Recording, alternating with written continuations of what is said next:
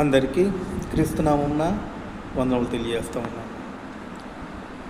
చాలా జాగ్రత్తగా గమనించండి ఈ యొక్క మాటల్ని. చాలామంది క్రీస్తుని గురించి ప్రకటన చేస్తూ ఉన్నామని చెప్పుకుంటున్నారే కానీ వాస్తవానికి వారు క్రీస్తుని గురించి ప్రకటన చేయట్లా. ఎందుకని అంటారేమో, క్రీస్తు ఎవరో తెలియకపోతే క్రీస్తుని గురించి నువ్వు ఏమని ప్రకటన చేస్తావు?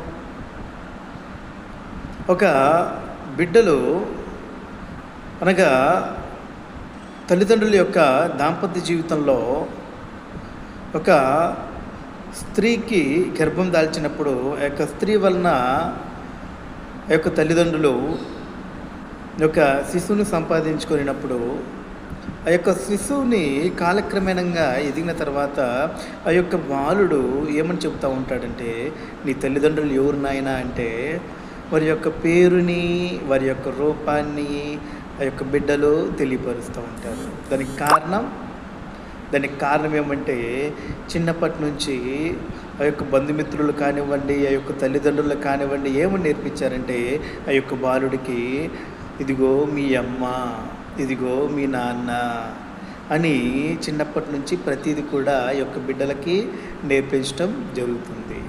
అలాగే బిడ్డలు కూడా బాల్యం నుంచే క్రీస్తు ఎవరో తెలుసుకొనలేకపోతే, తండ్రి అయిన దేవుడు ఎవరో తెలుసుకొనలేకపోతే నీ దేవుడు ఎవరని నువ్వు చెప్పగలవు? దేవుడు ఎవరు అని అడిగితే ఒక వ్యక్తిని ఒకడేమో త్రియేక దేవుడు అంటాడు, మరొకడేమో క్రీస్తు దేవుడు అంటాడు, మరొకడేమో పరిశుద్ధాత్ముడే దేవుడు అంటాడు.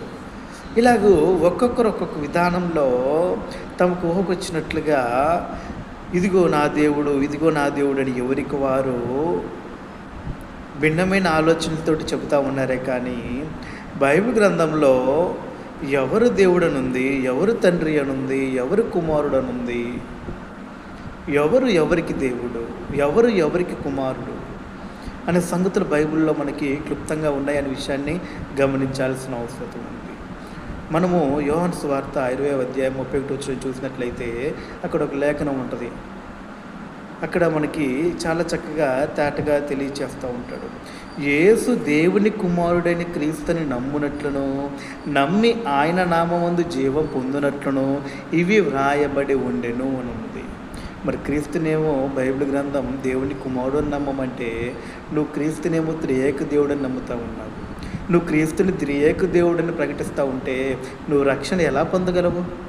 ఆలోచించు.